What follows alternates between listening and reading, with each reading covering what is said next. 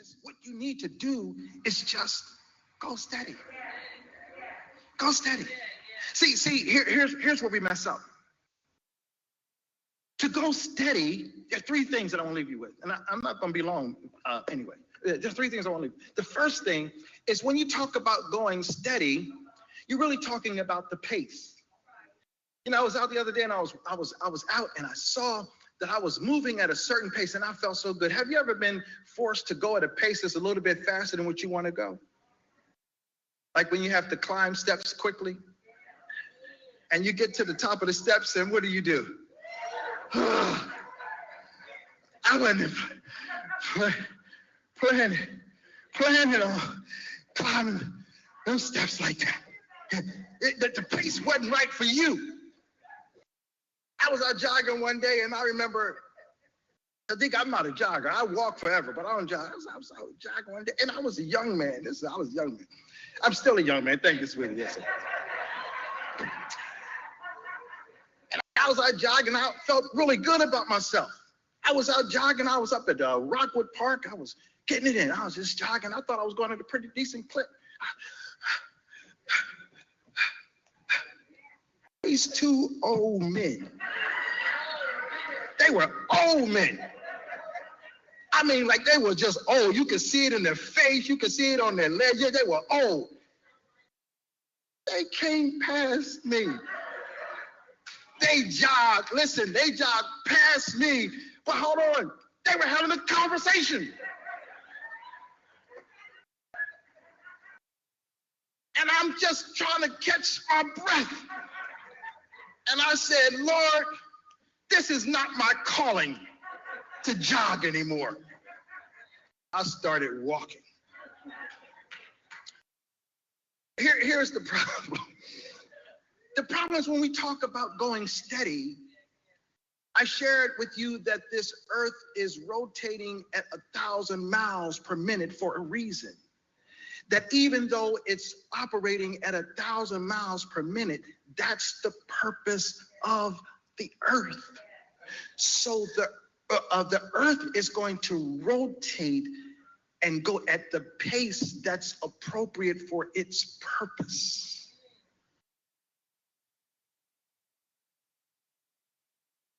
Sometimes we get upset because somebody has moved a little further, a little faster than we have moved, but they were operating at their own purpose, at their own pace. So the frustration was when it was time to leave the White House.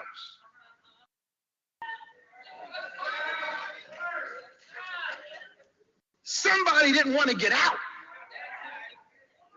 and wanted to change the pace so that they could stay a little longer for their own benefit. Out of all of these years, there's been a peaceful transfer of power, but now we see there is an investigation, a committee put together to determine how did this happen? Are we adequately equipped to address an issue if it comes up like this again? Do we have the internal infrastructure to make sure that this peaceful transfer of power will actually take place if we have a person in power who decides that the pace that they want to go is to stay in power for longer than what they were assigned and designed to serve in power? It's pace. It's pace. Here's what I want you to get. The pace is connected to the purpose. Are you following? The pace at which you are going is connected to your purpose. If you try to go at the pace of someone else, you're going to find yourself disappointed because that's not your purpose. You can't walk in someone else's purpose. God has a purpose for you. What do you mean? Here we go. And 1 Corinthians, what Paul says to them in the 12th chapter and the 7th verse, he says that the Holy Spirit has given his manifestation of the Spirit in every single person. And the spirit that God has put in you is going to supply you with the power and the energy that's needed for you to fulfill your purpose. My purpose is not to spin and rotate at 1,000 miles per hour. My purpose is not even to jog at, I guess they must have been going about 5 miles per hour. That's not my purpose. If I get upset about how fast they can jog and how fast I'm not jogging, I will frustrate myself. But I need to come to the realization that my pace is set by the one who's above and not by what somebody else is doing. If I don't get promoted in the time frame that I think I should get promoted in, I got to remember that I'm not in charge. God is ultimately the one in charge, and he has put in me the power to function according to the pace and the purpose that he has assigned for my life. I can walk in your purpose and I can move at your pace. You have a pace to move at and I have a pace to move at, and your pace is linked to your purpose, that God has placed his spirit in you to do the work that he's called you to do while you're here on this earth.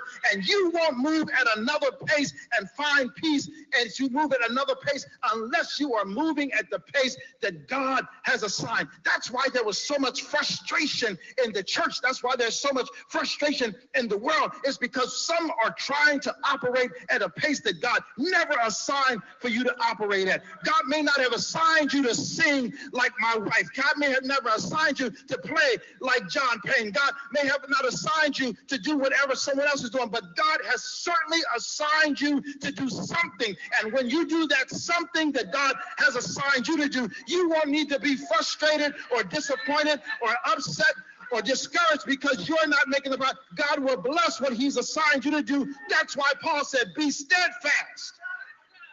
Go steady. Unmovable. Watch this. It's the pace. You got to be unmovable. Stay where God has assigned you. When you get frustrated, it doesn't mean that your assignment is over. It just means you got to go back and say, Lord, is this the place you want me to be in this moment in my life? Maybe my pace will slow down. Maybe my pace will speed up. But if I'm where God has placed me, I'm going to be at the right pace to accommodate the purpose that God has assigned for my life.